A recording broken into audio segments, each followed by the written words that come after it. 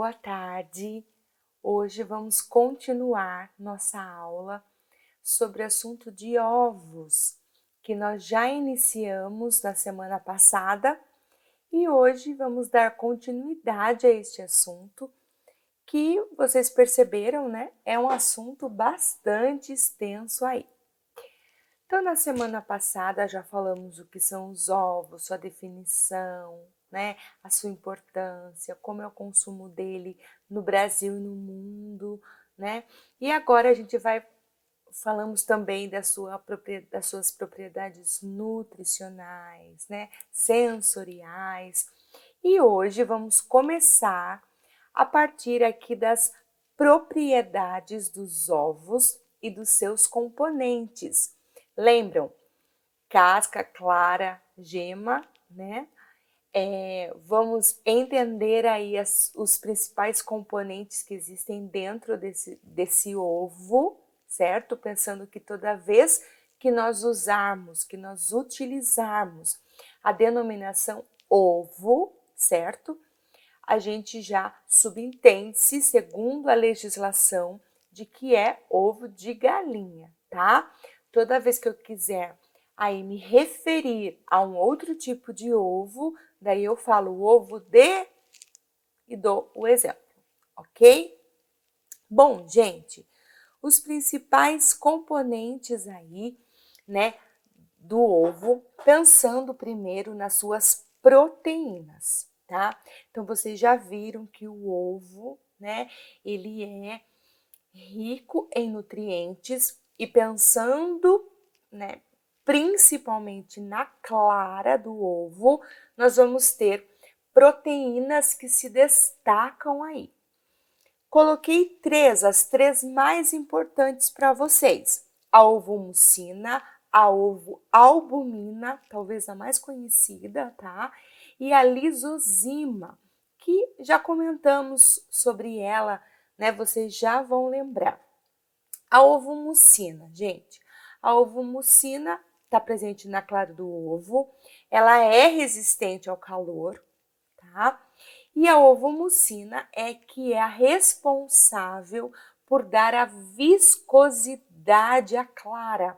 Sabe aquela aparência da clara ser um gelzinho, né? Ela é um gelzinho translúcido, ela é meio transparente mesmo ainda quando crua, certo? E ela é que é responsável por essa viscosidade. E quando a clara do ovo ela está batida, certo? É a ovomucina que é responsável pela estabilidade desta clara batida. Então, vocês percebem que quando a gente faz a clara, né, bate a clara, muita gente até usa o termo, né, clara em neve, né, quando a gente bate esta clara, ela fica ali, né, como clara em neve. Quem dá essa estabilidade é essa proteína aqui, a ovomucina. A outra proteína, né, talvez a mais comentada, né, bastante também pelos praticantes aí de atividade física, é a ovoalbumina, porque na verdade ela é a principal proteína da clara, gente. Permite incorporação de ar, responsável pela formação da espuma. Então, é a ovoalbumina que vai fazer com que a clara forme a espuma, tá? Dão as características de sabor, textura e coloração aos ovos cozidos. E uma característica muito interessante é que se esse ovo, ele é um ovo que já está armazenado há algum tempo, certo? Vai reduzindo a quantidade dessa ovoalbumina. E acontece o quê, né? A ovoalbumina sofre redução na capacidade de produzir espuma. Então, percebam que se um ovo, né, ao você tentar bater, ele não produz muito espuma, ele está demorando para produzir espuma, isso pode ser um sinal para a gente, ok? De que é um ovo já armazenado há algum tempo, certo? Porque a ovoalbumina sofre, né, essa perda, né, dessa propriedade, dessa característica dela de fazer espuma à medida que esse ovo vai ficando armazenado por muito tempo. E uma última proteína que eu queria destacar com vocês é a lisozima, tá? Uma proteína super importante no sentido de dar uma segurança higiênico-sanitária para o ovo. Olha que legal, né? Tá mais abundante aí na clara, apresenta caráter antibacteriano. Não sei se vocês se lembram, mas quando estudamos lá em higiene dos alimentos, a questão de muitos alimentos, quando estávamos vendo aquela parte sobre fatores extrínsecos e fatores intrínsecos. Nos fatores intrínsecos, eu cheguei a comentar com vocês que alguns alimentos, né, possuem fatores antimicrobianos naturais, ou seja, já é do alimento. E a lisozima é um exemplo disso, né? Ela está presente ali na clara do ovo e ela ajuda a proteger esse ovo contra micro-organismos. Detalhe também muito importante, né? Muito parecido aí com a ovumulcina, é que a lisozima ela também vai perdendo, né, a sua capacidade antimicrobiana ao longo do armazenamento. Então, não é legal, né, essa característica aí de um ovo mais velho, certo? Vamos falar um pouquinho sobre as propriedades dos ovos, né, com relação à coagulação e com relação à emulsificação, tá? A coagulação desses ovos tem início em torno dos 60 graus, sendo que aos 70 graus ele está sólida.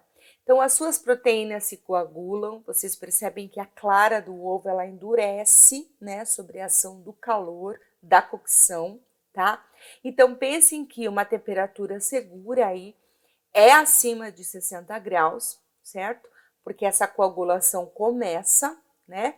Mas fala que 70 graus está totalmente sólida. Então, é bem seguro aí pensarmos em chegar aí, pelo menos, gente, de 65 graus para cima, né? Para essa questão aí de segurança microbiológica do ovo, tá? O ovo a altas temperaturas também preciso exagerar? Não, tá? Porque a altas temperaturas desfavorece a sua coagulação, contribuindo para um ovo poroso, um ovo disforme, não fica um ovo bonito, certo?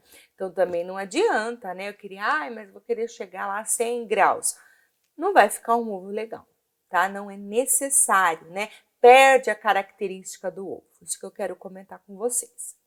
Bom, gente, com relação à emulsificação, lembra que eu falei que o ovo ele é um agente emulsificante e isso está muito presente na gema, né?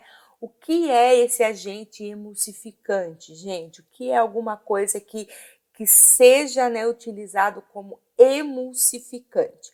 O emulsificante, gente, ele é aquela substância capaz de unir, certo? Unir coisas que não são miscíveis, que não são misturáveis, tá? É o que tá falando aí. É uma substância que une outras duas que não se misturam em condições normais. Então, por isso o ovo, né, pensando na gema, é um agente muito utilizado para o preparo da maionese. Por quê? Porque ele permite a união, tá, de água e óleo que não se misturariam em condições normais.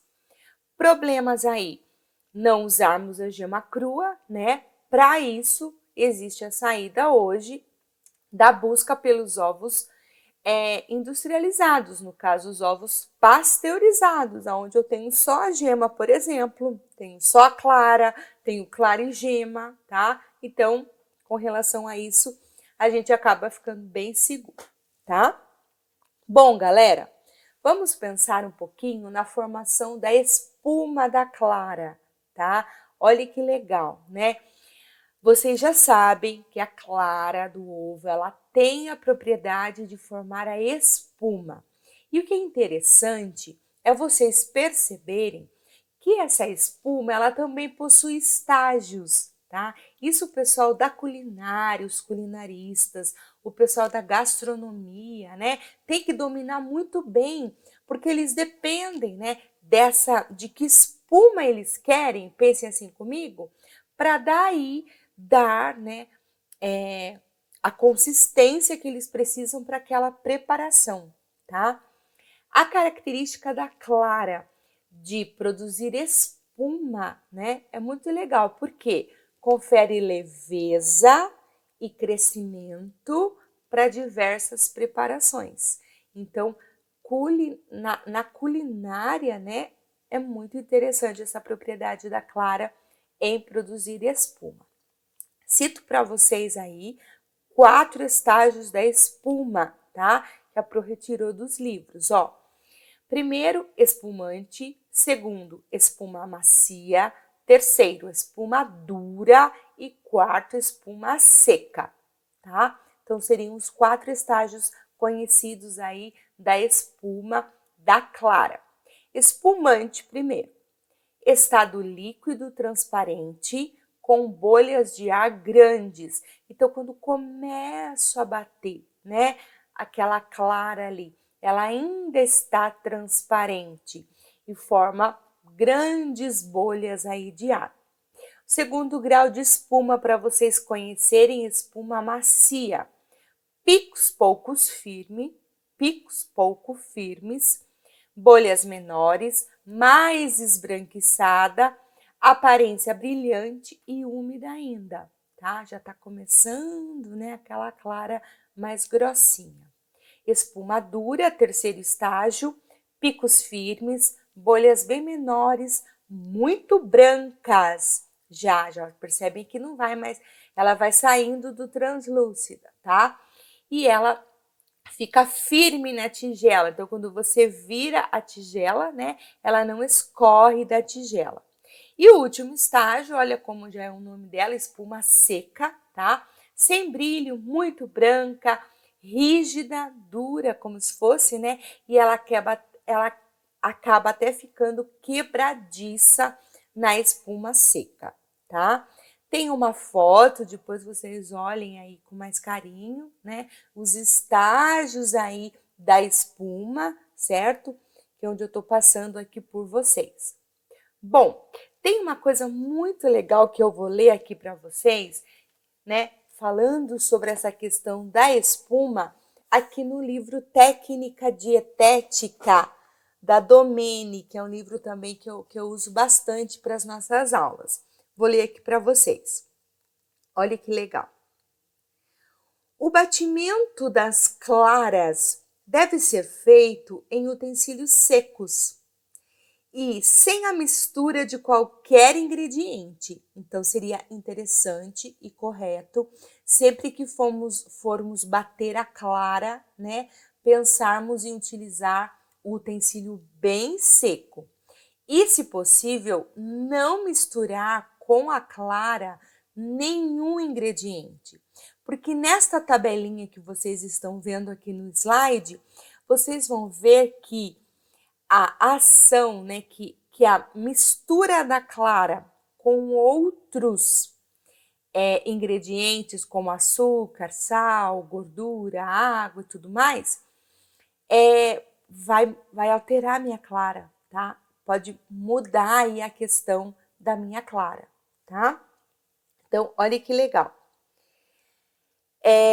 Ingredientes como gordura, umidade, sal, dificultam a formação da espuma. Pequenas quantidades de açúcar após a formação da espuma podem aumentar a sua estabilidade. Então, seria legal após.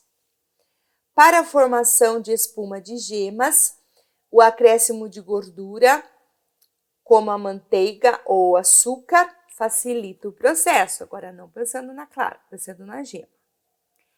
Para melhor aproveitamento da propriedade de incorporação de ar, espumas de claras devem ser acrescentadas às preparações ao final, momentos antes do tratamento térmico, evitando-se o batimento. Sua incorporação por meio de movimentos leves preserva as bolhas e favorece a manutenção do ar retido. Então, olha que interessante também, pessoal. Sempre, né, que você bater a clara em neve,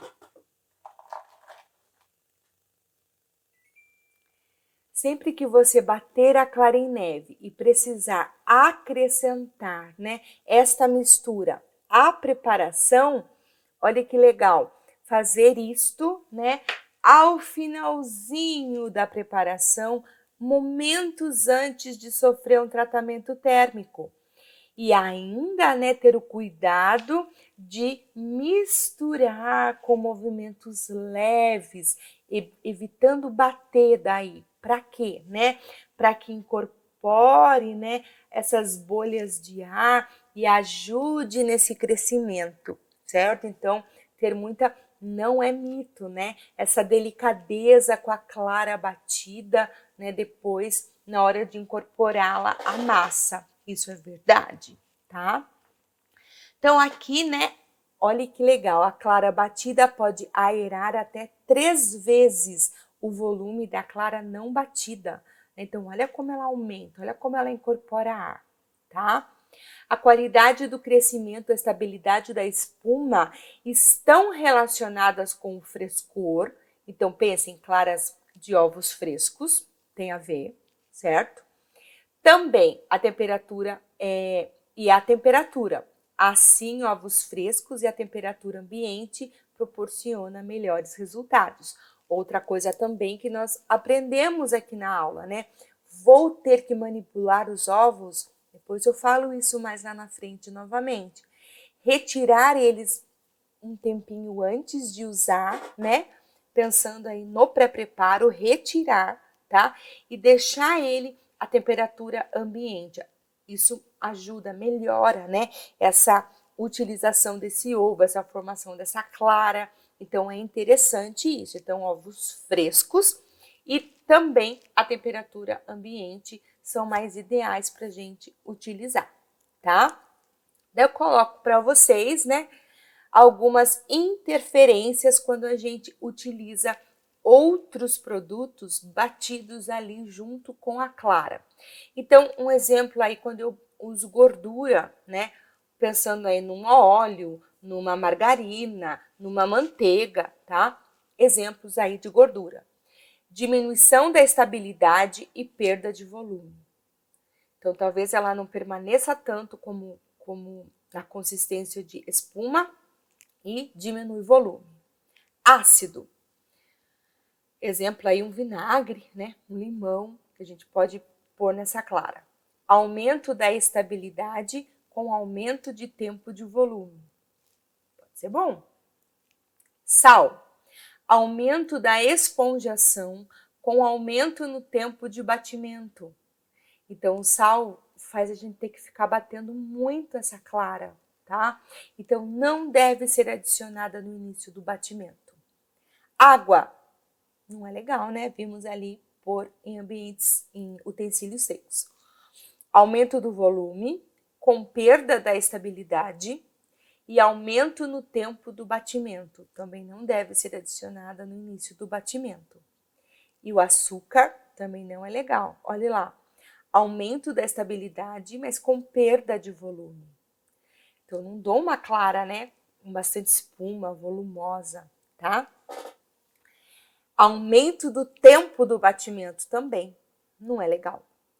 Por isso, não deve ser adicionada no início do batimento, só no final, e como as duas bibliografias, né, confirmam, né, e pequenas quantidades, tá? Então, é muito legal também sabermos dessa interferência de alguns ingredientes na clara e na formação da espuma da clara, tá? Aqui vocês percebem, né, uma foto né, onde a Pru achou, sobre colocar, né, misturar aí algumas substâncias à clara, um teste que as pessoas fizeram, tá? Olhe bem, tanto o sal como o açúcar melhoram a estabilidade da clara batida por serem substâncias higroscópicas, ou seja, que gostam de água, tá? Ligando-se a bolhas de ar e favorece a estabilidade.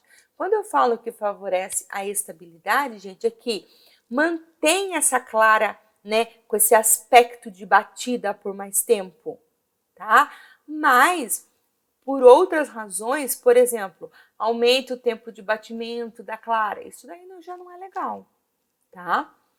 Quanto à presença de gorduras, exemplo, óleo, manteiga, margarina, devemos tomar cuidado durante o batimento da clara, porque ela influi negativamente a formação da espuma.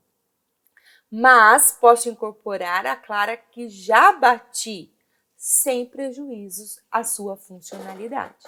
Então, se eu quero acrescentar, né, uma margarina, uma manteiga clara, depois, certo? Depois, tá? Que daí não vai interferir negativamente aí. Bom, uma outra característica que pode acontecer nos ovos, tá? Talvez vocês que já trabalham com cozinha em casa também, já perceberam, é a formação de um anel esverdeado ao redor da gema, bem parecida com essa foto que está aí. Geralmente a gente percebe isso, né, quando a gente faz os ovos cozidos, tá? Daí você vai descascar esse ovo, a hora que você abre, nossa, você se depara com essa cor, né? Detalhe, gente, esse ovo ele não está estragado, tá? Mas também não é bonito, né? Não é agradável. Então descaracteriza, né, a questão daquele ovo cozido bonito, né, que a gente pensa ali na gema amarelinha, né? Já não fica, tá? Porque acontece a formação desse anel esverdeado. Isso é o resultado da formação de sulfeto de ferro. Então, é uma substância que aparece no ovo, sulfeto de ferro, que ocorre em função da volatização do enxofre que tenho na clara com o ferro que eu tenho na gema. Então, é uma reação química que acontece no ovo, tá? Por conta do enxofre da clara e do ferro da gema, forma uma substância chamada sulfeto de ferro, que tem essa cor meio esverdeada aí ao redor da gema. Motivo, né? Cozimento excessivo, certo? E ou resfriamento prolongado dos ovos, né? Também ovos aí muito tempo na geladeira, certo? Para evitar essa reação, deve-se cozer os ovos por não mais que 12 minutos, tá? Não há necessidade, porque a gema já vai ficar dura, é seguro para nós, tá? E resfriá-los rapidamente em água corrente. Então, após esse cozimento, escorro a água, né? E resfrio ali em água corrente, certo?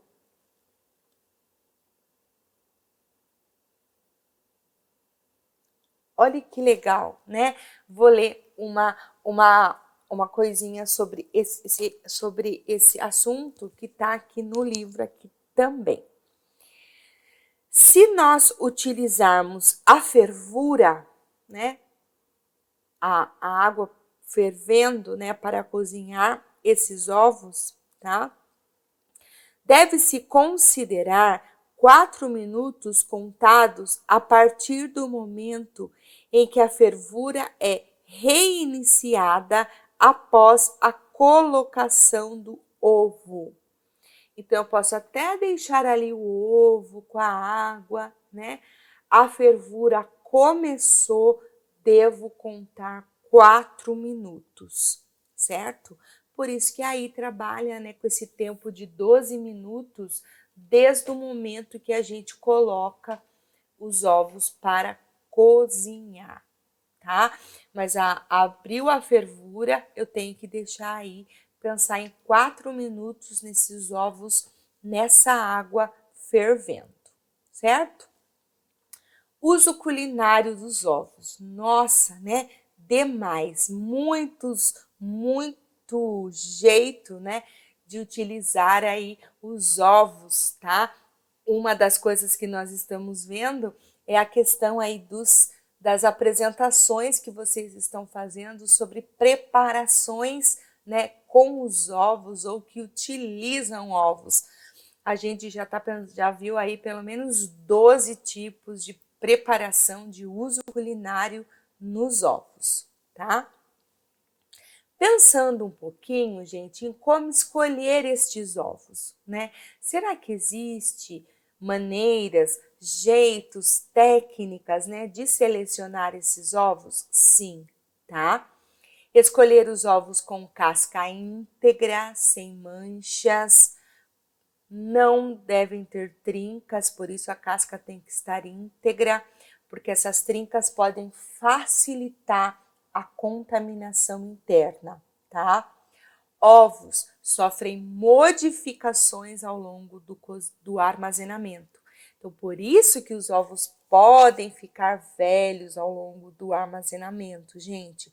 Uma das coisas que vocês veem, né, é a mudança até na câmara de ar desse ovo, né? Os ovos, eles sofrem com o armazenamento prolongado, tá? Então, nesta tabelinha aqui que vocês têm, eu apresento para vocês 2 colunas, né? Depois nós vamos ver algumas fotos também que ilustram bem isso. Mas 2 colunas, né, que falam aqui características de ovos frescos na primeira coluna e na segunda coluna características de ovos velhos, tá? Ovos frescos não flutuam em água com sal. Então, os ovos frescos afundam, tá? Ovos velhos flutuam. Ovos frescos, a clara é espessa, ocupa pouca área. Então, a hora que você quebra o ovo, né, a clara ela não espalha, né? Ela não tá aguada, né? Ela tá ali firminha, grossinha, espessa, junto com a gema, tá? Ovos frescos, pequena câmara de ar. Ovos velhos, a câmara de ar vai aumentando, tá? Ovos frescos, gema centralizada, geminha no meio e redonda. Ovos velhos, a gema espalhada, achatada, e essa gema pode até desfazer, tá? Por quê? Aquela membrana vitelina que vocês viram lá no começo, naquela imagem dos ovos, que, né, deixa a geminha firminha, ela começa a se enfraquecer, porque esse ovo já está ficando velho. Ovos frescos, casca espessa e rugosa. Ovos velhos, casca brilhante e vai ficando porosa, né? O que permite a entrada aí de bactérias, de micro-organismos nesses ovos, tá? Algumas fotos, né, que vão aí nos auxiliando, né, pensando aí nos ovos frescos, à medida que eles vão ficando velhos, certo? Uma outra foto que ilustra também isso, né? Ovos bem frescos, mais ou menos, e já o ovo mais velho ali que está flutuando, tá? Agora, pensando aqui na característica desse ovo, né? Ovo fresco, gema centralizada, clara espessa, bem pertinha da gema, menos fresco, e olha o pouco fresco, né? A sua gema tá achatada, a clara tá espalhada, a sua gema pode até se desintegrar, né? Uma característica aí do ovo mais velho, tá? Aqui pensando também uma outra foto mostrando isso, né? O ovo fresco, o menos fresco e o ovo mais velho já, né? Com a gema mais aguada, né? A clara mais aguada e a gema que também pode ou estar bem achatadinha ou se espalhar bastante, né? Que caracteriza aí também um ovo velho, tá? E uma última foto também mostrando, né, a diferença aí de ovos novos, ovos frescos para ovos velhos, né? Que seria o ruim aí. Então, bem claro isso para nós, né? Bem fácil de a gente visualmente fazer essa análise, né, desse frescor, dessa característica, se o ovo está velho ou está novo, tá? Pensando aí nas técnicas com relação ao pré-preparo desse ovo. Que cuidados nós temos que ter, tá? Com relação ao pré-preparo do ovo, tá? Bom, gente, pensem aí no ovo que está lá na granja ainda, certo? O que acontece com ele se ele recebe algum tipo de tratamento? Sim, ele recebe. Olhe bem, durante o processo de beneficiamento, esse ovo é lavado, reduzindo a população microbiana. Na sequência, essa casca é impermeabilizada com o intuito de retardar a perda de gás carbônico e água pela casca. Então, ele já sofre esse processo lá na granja. Por este motivo, nós não precisamos, gente, lavar e não devemos lavar o ovo quando a gente chega com ele em casa. Ele já sofreu esse tratamento.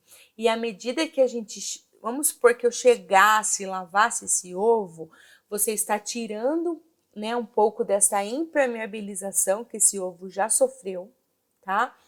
E também você está aumentando aí a porosidade da casca. Então, não é legal, certo? Sempre usar os ovos à temperatura ambiente. Olha isso que eu tinha comentado aqui com vocês, né? Retirar esses ovos aí cerca de 20 minutos a 30 minutos antes, né, do refrigerador para o momento que você vai usar, porque a temperatura ambiente, eles têm uma estabilidade melhor, certo? Sempre ter o cuidado, né, de quebrar os ovos em recipiente separado antes de adicioná-los à preparação, porque se existe ali um ovo estragado, eu perco toda a preparação, tá? Só adicionar, né, a preparação depois de eu ter certeza, né, da qualidade desse ovo. No preparo de filés empanados e salgados, a utilização das claras do ovo ao invés do ovo inteiro é legal, proporciona maior crocância. Então, por exemplo, uma dica, né? Quero fazer um bife à milanesa, ou quero, por exemplo, empanar uma coxinha, uma bolinha de queijo, né? Dá mais crocância na hora da fritura eu usar só clara ou ao invés de usar clara e gema, tá? Fica melhor. Preparo desse ovo. Técnicas e controle no preparo deste ovo. Bom, nas situações em que for necessário adicionar ovos inteiros ou partes em preparações quentes, um exemplo, um mingau, um molho, tá? Não adicioná-los diretamente à preparação, se o desejo não for obter uma coagulação rápida. Vocês já vimos que principalmente clara, né, coagula-se rapidamente. Lá quando nós falamos sobre as propriedades funcionais dos ovos, eles têm a característica de se coagular, certo? A 60 graus, falava lá, começa essa coagulação e a 70 já está completa, né? Então, se eu preciso adicionar o ovo inteiro, né? Ou a parte dele, tudo bem. Acrescentar ele numa preparação, gente, que já está quente, né? Eu não devo pôr ali, a não ser que eu já vou retirar essa preparação, ela já vai estar pronta. Porque a coagulação desse ovo vai ser rápida ali. Né? Ele endurece rapidamente, ele se coagula, né? As suas proteínas, elas se coagulam. Então, o correto é, né, a gente desfazer o ovo num recipiente separado, tá? Tira um pouco da preparação quente que eu estou ali usando, pense uma sopa, um mingau e tal, coloco naquele ovo, né? E só depois eu misturo tudo na preparação quente, para não acontecer essa coagulação aí tão rápida, né, com o ovo e poder comprometer a minha preparação. Estragar, ficar com uma aparência feia, né? Então, fica a dica aí para vocês, certo? Aqui é muito legal, né, essa tabelinha, porque pensando em preparações que a gente utiliza os ovos, certo? Qual seria a função desse ovo a essa preparação, né? Por exemplo, creme, sopas, molhos, mingaus, que é o exemplo que eu dei agora, né? Tem a função de espessar, engrossar. Mousse soufflé, função de aerar, né? De dar volume, porque incorpora ar. Preparações à milanesa, como eu já falei, de a gente usar só a clara, da crocância, né? Cubro o alimento, faço aquela camadinha, né? Para depois virar farinha e dar crocância. Flãs, pudins, bolos, unir, porque ele tem um agente de emulsificação. Outra característica, deixa eu ligar aqui o notebook dela, peraí.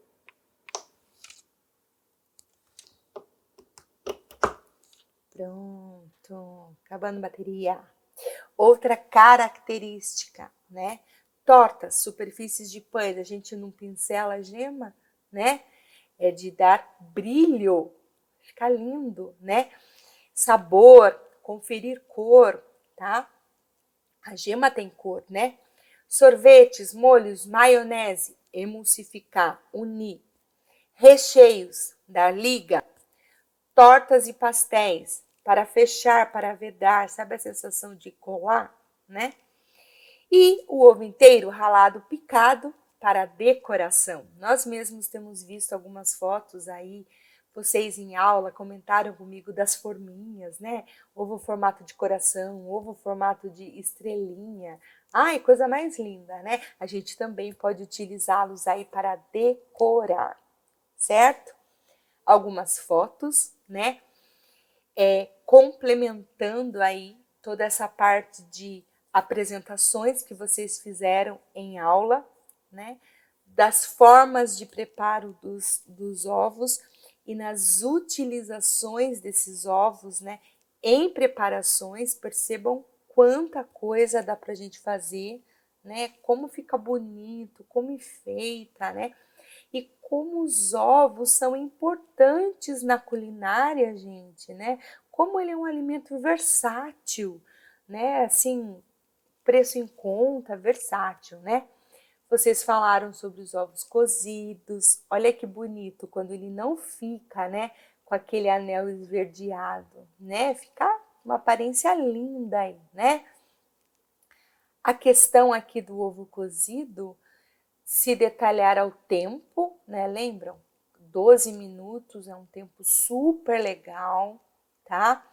Porque se vocês perceberem a foto aí, com 7 minutos, essa gema ainda está mole, certo? E isso é perigoso. Como profissionais, nós não podemos oferecer aí esse ovo com gema mole, tá? Falaram para nós, não sei se a gente também já comentou do ovo frito, do ovo mexido, do omelete, nossa, super utilizado aí nas UANs, o omelete, como opção, né, do prato principal, quando a pessoa não quer, né, aquele prato principal do dia, o omelete ele entra super, né, como uma opção de substituição proteica, certo? O ovo pochê, né? Falamos aí também do perigo, a gente não pode oferecer o ovo pochê, mas ele é muito gostoso. Nos ovos utilizados em cremes cozidos e assados, nos ovos usados nas preparações doces, trago aqui o merengue. O que é legal é que hoje nós temos saída, né? Nós temos esses ovos industrializados, tá? Então, assim, só clara, só gema, né? Esse ovo pasteurizado que não tem perigo aqui mais para nós, como tínhamos antes, né? De precisar usar essa clara aí não bem cozida, digamos assim, tá? Questão do armazenamento do ovo, né? A Pro já está terminando. Como fazer esse controle, né? Como armazenar de uma forma correta, né? Como conservar este ovo, né? Também de forma que ele não venha trazer prejuízos para a nossa preparação, certo? Então, refrigerados é melhor, certo? Melhor forma de eu armazenar esses ovos e com a ponta menor para baixo. Por quê, gente? Para tentar perder menos ali a câmara de ar deste ovo. Por isso que a gente vira com a pontinha mais fininha, menorzinha para baixo, tá? Períodos curtos, um ovo deve ficar no máximo a 30 dias, certo? Entre 4 a 12 graus. Se precisar ficar por mais tempo, eu tenho que diminuir a temperatura e para uma temperatura mais fria, certo? Não deve ser armazenados com superfície úmida, lembram? Porque bactéria, micro-organismo no geral, ama umidade, né?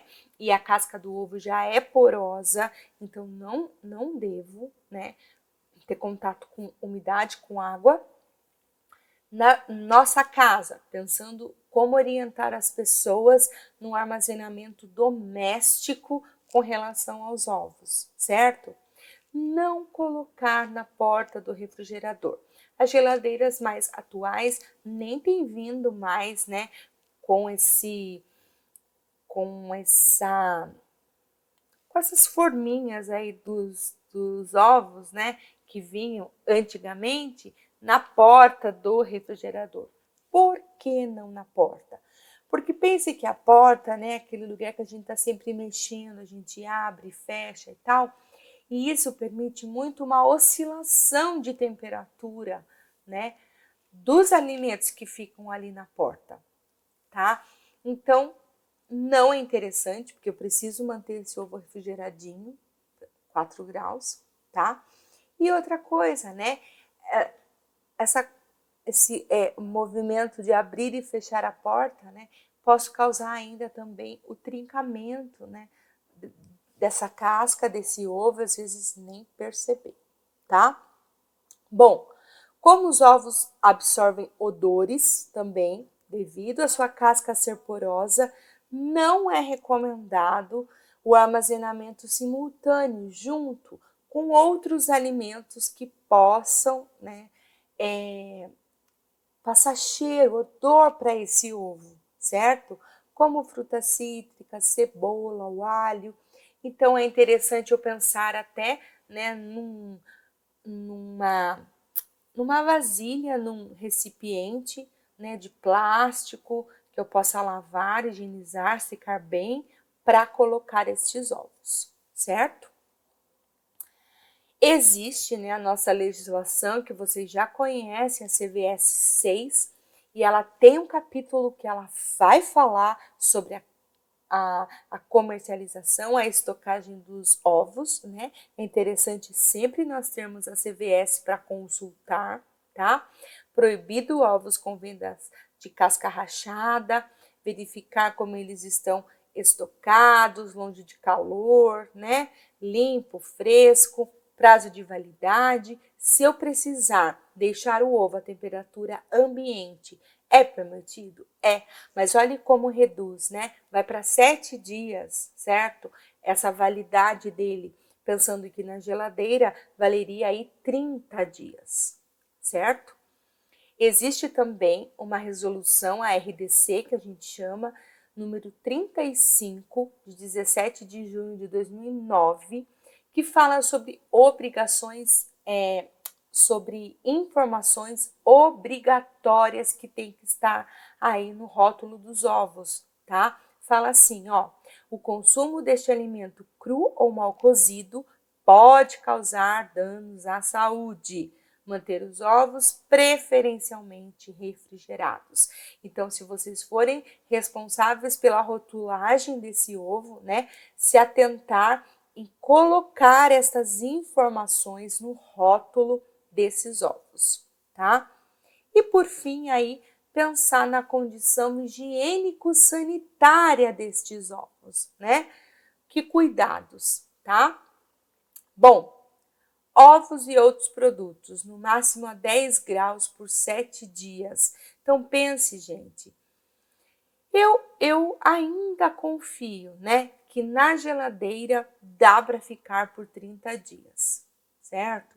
Por quê? A gente consegue uma temperatura menor que 10 graus, tá? E nas UANs, com certeza eu consigo, porque as câmeras frias ficam em torno aí de 4 a 5 graus, tá? Bom, no item 7.27 desta portaria fala assim: não é permitida a utilização de ovos com cascas rachadas ou sujas, certo? Devem ser manipulados de maneira que o conteúdo não entre em contato com a superfície externa da casca, de forma a evitar a contaminação cruzada. Então, cuidado, né, ao quebrar esses ovos.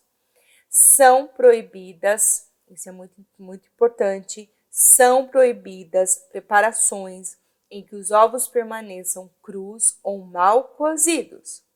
Os ovos cozidos devem ser fervidos por 7 minutos. Eu vou além, eu vou para 12 aqui, né? Vocês viram aquela foto que eu mostrei para vocês com 7 minutos. Pode ter ovo ainda com gema mole, tá? Então, vamos fazer aí um grifo aí, 12 minutos. Vamos combinar, tá? Os ovos fritos devem apresentar a gema dura. Então, isso, gente, pensando em você como responsável técnico em oferecer o ovo para uma outra pessoa, certo? Consumo próprio é com você, tá? Nas preparações que não tiver a cocção, que eu falei para vocês, né? Utilizados ovos pasteurizados, cozidos ou desidratados. Então, partir aí para os produtos industrializados de ovos, certo? E por fim, gente, olha, né, que interessante este dado aqui, tá? Uma pesquisa que eu achei, vocês podem pensar que tá antiga, mas, né, mas não está, já era sério, tá? Olha lá, 1999 e 2007, os consumos de ovos crus ou mal cozidos foi responsável por quase 23% dos 5.699 casos de DTAs. Então, destes casos aí, quase 23%, né, 22,6%, foi devido a ovos mal cozidos, né, ou consumo de ovos crus, certo? Por isso, gente, é preciso dessa informação que esse consumo pode causar danos à saúde, tá? Manter os ovos preferencialmente refrigerados. Não comprar ovos com a casca rachada, olhar a validade, né? Pensar nessa temperatura segura dos 74 graus no centro geométrico. Aí fala 7 minutos, mas eu gostaria que vocês sempre pensassem em 12, né? Isso é mais seguro aqui para nós.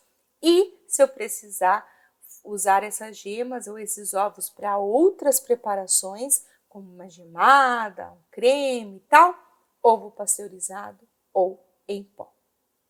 Certo, galera?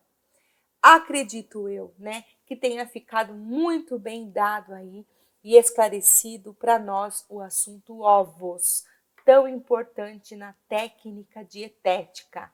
2 aulas aí, né, longas, extensas, mas de extrema importância para a gente entender, né, este alimento muito utilizado aí nas nossas cozinhas, nas nossas UANs, na culinária, na gastronomia, certo? Estudem, leiam os capítulos dos livros, leiam a apostila, revejam os slides, tá? E beijo para vocês, até a próxima aula, fiquem com Deus.